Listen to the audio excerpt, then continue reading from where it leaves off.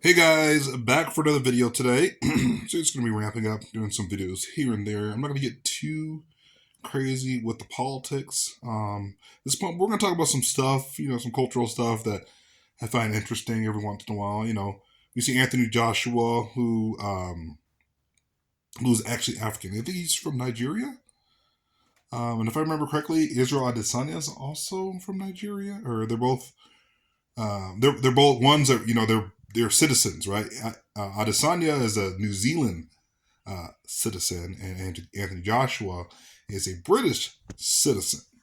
Okay, so they're both African. Um, as far as their race, right? They're both African men. Question for today is: should you identify with your country or with who you were born as? That's a very very interesting question, right? And sometimes people say it depends on what scenario, but we're going to work through it a little bit with a few thoughts here and there about what's going on in today's society as far as identification, right? Identification is something very, very important, right? Now, here in the United States, I believe, at least my thoughts, is that you need to identify with where you live. You can identify with your race all you want, but if you never born in Africa, then you should really identify with your place of origin, right?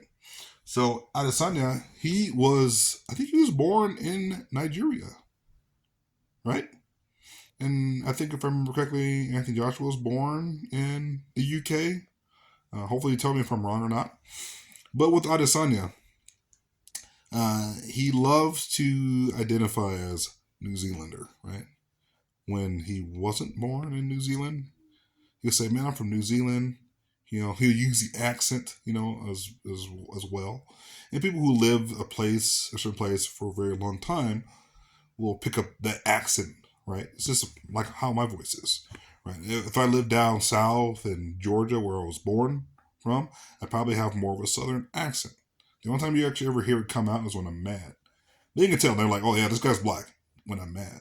It's kind of funny, but as far as Adesanya, he's repping. Him and Anthony Joshua will both represent these the flags of colonialism, I guess you'd say.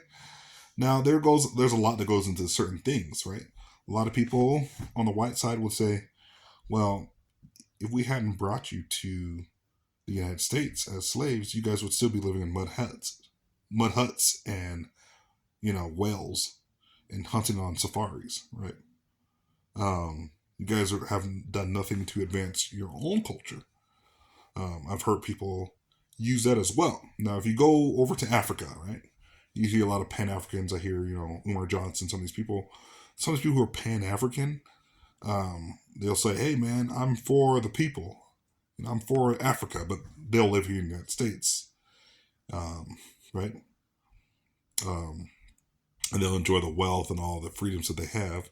Because over in Africa, a lot of the countries over there are war torn, and they're having so many issues with, like look at Sudan. Some of these countries, man, it's just very, very sad to see Africa has never really developed itself, right? And it's been colonized by the Chinese, by the French, by basically everybody out there in the world. And a lot of people say, well, the few renovations and a few things that they have over there was built by people who weren't African. And that's 100% true. I actually was looking up some of because I was like, oh, let me look at some of the major cities in Africa, the most well built cities, and there are some beautiful cities actually down there. And I was like, well, let me actually look at who built these cities, like what construction companies, down to the construction companies, down to the corporations that built a lot of these cities. I'm talking about the skyscrapers and some of the world's tallest buildings built by the Chinese. Absolutely insane. I'm like, what? Africans aren't building their own stuff? What's really, really sad. So I'm not surprised that, these guys who are from Nigeria are going to say, you know what? Hey man, I'm New Zealand. I'm from New Zealand. Here's a New Zealand flag. And then for Anthony Joshua, who's also African as well, he's like, hey man, UK man, that's where it's at. I'm not gonna say anything about. I mean, he'll say like, "Hey, I'm African." He'll say that, But the flag he's going to represent is going to be UK, and I think he is actually was born. I just want to say Lynn. I should have done my research, and I'm sorry, guys. I only looked at Israel Adesanya. It's like Lagos, Nigeria is where he's from, where he was born, right? So if he was representing his country, right, that means he'd have to live in Nigeria. Well, Nigeria is not bad. It's not the worst. I mean, there's some countries out there that you don't want to live in. In Africa, in fact, most of the majority of the countries you don't want to be in. Absolutely don't want to be in. South Africa is actually relatively a lot more safe, but some of the African countries, they've built nothing. They've built absolutely nothing in those cities, which is unfortunate. So black people need to learn how to be more independent, I think. We've always been dependent upon everybody else. And the fact that we'll say things like, oh, well, we were kings and queens once, but then the white man took everything from us. Well, we also did sell ourselves to white colonialists and to Spanish and to the Muslims. We were selling our own people. We were actually taking our own people down to the shoreline and selling them. And absolutely selling them to the white people. And by the way, the white people and some of these Muslims and whoever else was waiting on the shoreline, they were like, we're not going to go. We don't know what diseases and what's going on. Like we don't know. So we're going to basically, maybe do a little bit exploring, figure out where some of these tribes are and then offer themselves and say, hey, we're going to be down at the ocean. Like, hey, bring us the people you capture on your own quest. And what African tribes would do is they would go over and kill, capture other tribes, warring tribes, and then they would take them down to the shore and sell them off. And that is something that African and black people don't want to even talk about, don't want to admit. So if we want to talk about the thing of reparations, well, you would need reparations from Africa as well, black people. But black people will always say, no, it starts literally in the middle of the story with the white man or whoever, right? So, yeah, I would probably say that as far as Israel and Adesanya and Anthony Joshua, they're going to live in the most affluent communities. It's like black people who come out of the hood, right? They move out of the hood and they like never go back because they don't want to be around a lot of their own people.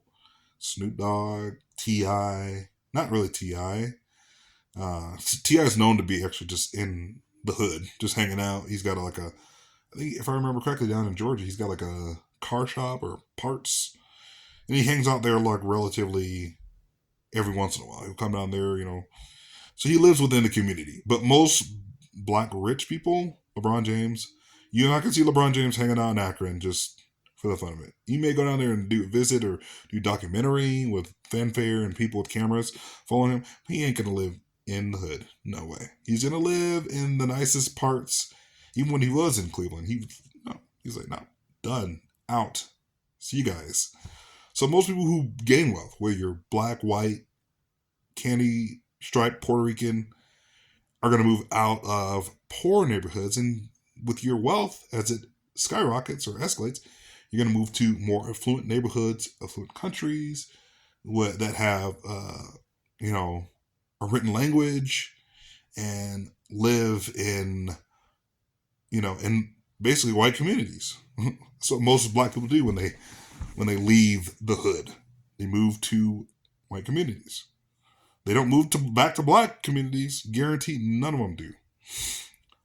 So a lot of people hating on, when they saw Anthony Joshua with the flag of the UK, and people getting mad and saying, "Oh, that's so wrong of him to hold the flag of the colonials that potentially may have brought his ancestors to the UK." The world has changed. Okay, guys. And you need to enjoy. And by the way, if you're so upset about, the colonial system and what they've done to black people, then move back to Africa. Or if you're rich and you're saying, I don't like the white man, blah, blah, blah, the white man, talk crap about the white man, well, then move back to the hood. Guaranteed none of you people are going to do that. You're not going to do it. You're too scared. you're afraid of being robbed and all the things that you want to accuse white people of having fears of black people. They're so afraid of black people. Well, most black people are afraid of black people. Okay, okay. There's so much violence. We by the way, statistically speaking, for 13% of the population, we commit over 50% of the violent crimes in the United States, which is higher than any other group, exponentially higher than any other group. And you may say, well, it's the socioeconomic issues and the problems that black people have had. When you're poor, you tend to commit more crimes, right? Because you're having other ways of having to feed your family and survive. So you can join a gang, or you potentially may rob someone, or do certain things that you wouldn't typically do if you were rich. Rich people aren't just going around robbing each other, unless you're LiAngelo Ball. But most people aren't doing that kind of stuff because this doesn't make sense. If you're rich, why would you rob other people when you're rich? Doesn't make a lot of sense. So when you're in poor communities, whether you're white or black or any other race, when you're poor, they tend to have higher crime rates in their neighborhoods as opposed to a rich white community in Eagle, Idaho. You're going to see a lot of people robbing, and no.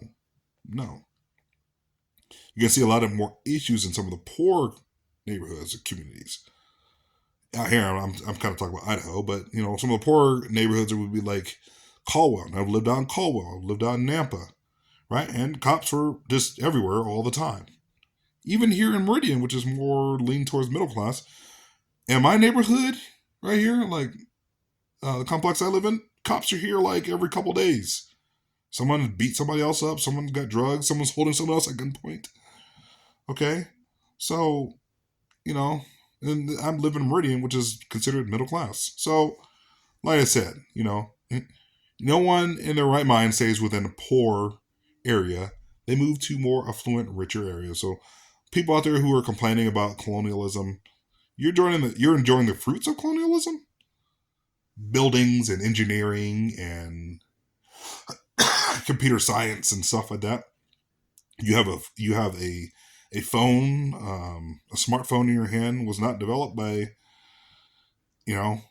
black people. It was developed by whites and Asians and people from India. Like those are the people who are building all that stuff and making all that stuff. It's not black people and it's not Mexican people that are doing the stuff. Us as blacks and us as Mexicans need to start doing more, and we need to start going to college at a higher rate. I think a couple years ago, blacks had surpassed Mexicans when it comes to even going to college, which is higher education, or going to getting a bachelor's or master's degrees. And statistically speaking, blacks and Hispanics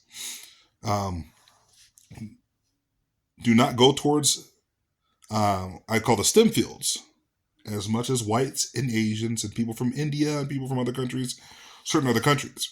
The STEM field is science, technology, engineering, and the medical field. Not even close to the rate of whites and Asians and people from India, some of those countries, people from South Korea. Our standard needs to be raised in our own communities, right? Because we're considered the couple most hated groups here in the United States. Look what they're doing down the border. Trying to get rid of all the Mexican people and some of the people who are coming across the southern border. That's what they're doing. And then black people, we already know the track record with black people. So blacks and Hispanics have always been hated more than the other groups, right? The worst thing that's happened to Asians, Japanese, is the internment camps, which didn't last so long, and they receive full compensation. Receive full compensation. The Jews receive more than full compensation. I would say arguably worse. A group of people who were taken advantage of and run off was the Native Americans, sticking them on lands and giving them, here's a couple casinos, here's some beer. And you see what's devastation has happened to the Native American community. Oh, it makes me so mad. It makes me mad, and the communities that are poor we've been treated. While we have had opportunities in this nation, and it's up to you to take those opportunities, but those are the three communities I would say are treated the worst. It almost seems like the darker your skin, the worse you're treated. Have you noticed that? Whites are treated typically the best.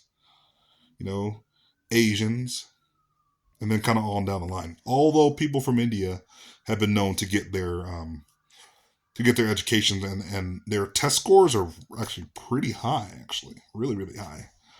Um, but it seems like the lighter skin you are, the more better you treat it, and that's happened in the Hispanic community and the Black community. Light skin, dark skin has always been an issue in those two communities. It shouldn't be, because the darker you are, the more you worked in the fields. That's been a Black and Hispanic thing for forever. And the lighter skin you are, the better you're treated. It's horrible. Mexicans have treated their people poorly, and so have Black people have treated, their people poorly, right? So that's just how it is, guys. Hit that like, subscribe button. Tell me what you guys think in the comment section below. But I think those are all valid, talking points. Dealing with moving out. Move out, if you have the money to. Don't forget about your people. But move out and maybe try to educate some of the ones that want to come out of the poor system. And teach them how to, hey, this is what you need to do. This is the path I took. And do that kind of thing. So that's all I got for you guys today. As far as, the whole Israel Adesanya, New Zealand guy, and then Anthony Joshua, UK guy, and who should they represent and who they shouldn't represent. They're fighters. They're making millions of dollars, making more than most of you people who make videos about them, myself included. So don't worry too much about those guys and who they should and shouldn't represent.